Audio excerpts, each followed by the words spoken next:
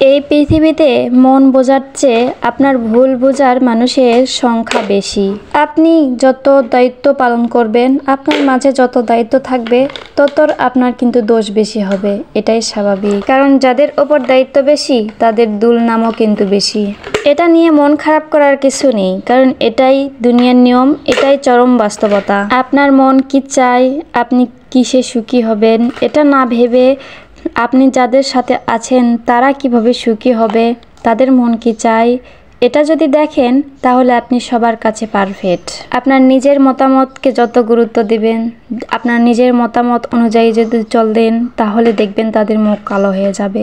এটাই স্বাভাবিক। এটা নিয়ে কখনো মন খারাপ করতে যাবেন না। এই দুনিয়ায় যত আবেগ হিসাবে চলবেন, যত আবেগী হবেন, তত কিন্তু আপনার কষ্ট বাড়বে। কিন্তু কি জানেন, আপনি মানুষকে যতই দেন না কেন, কারো মন জয় করতে পারবেন না। যদি আপনি বছরে আপনি সবার জন্য ভালো করেন, কিন্তু একটা দিন যদি খারাপ করেন, তাহলে দেখবেন ওই দিনটার কথাই মনে রাখবে সবাই।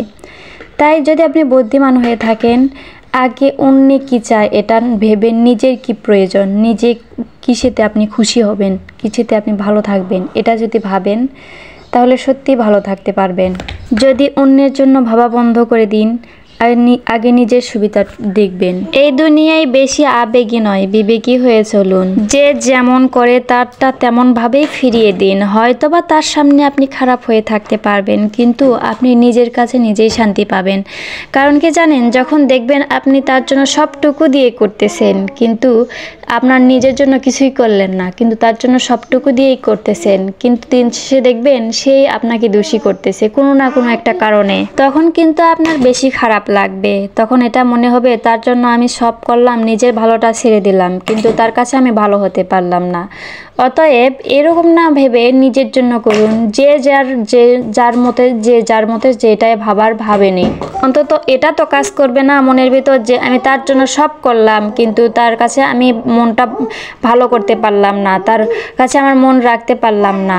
নিজেকে ভালো রাখার প্রধান কারণই হচ্ছে কিন্তু নিজেকে নিয়ে ভাবা। অন্যকে নিয়ে ভাবতে গেলে আপনি নিজেকে ভাবার নিয়ে সময়ই পাবেন না। তাই আগে নিজেকে নিয়ে ভাবুন, আপনি নিজে কি চান এটা নিয়ে ভাবুন, তারপরে অন্য কাউকে যদি সময় পান তাহলে অন্যের দিকে চোখ দিবেন। আর আমার ভিডিওগুলো যদি ভালো লাগে আপনাদের, অবশ্যই কিন্তু লাইক, কমেন্ট ও শেয়ার করে পাশে থাকবেন। আর আপনাদের জন্যই কিন্তু আমি ভিডিও নিয়ে আসি, তাই যদি সুন্দর সুন্দর কমেন্ট করেন আমার উৎসাহটা বেড়ে যাবে। আর সহজ সহজ আর্ট শিখতে অবশ্যই কিন্তু আমার কমেন্টের মাধ্যমে জানিয়ে যাবেন। আমি সেই রকম করে আপনাদের কমেন্ট অনুযায়ী আর্ট করার চেষ্টা করব। এ পর্যন্ত সবাই ভালো থাকবেন। আল্লাহ হাফেজ।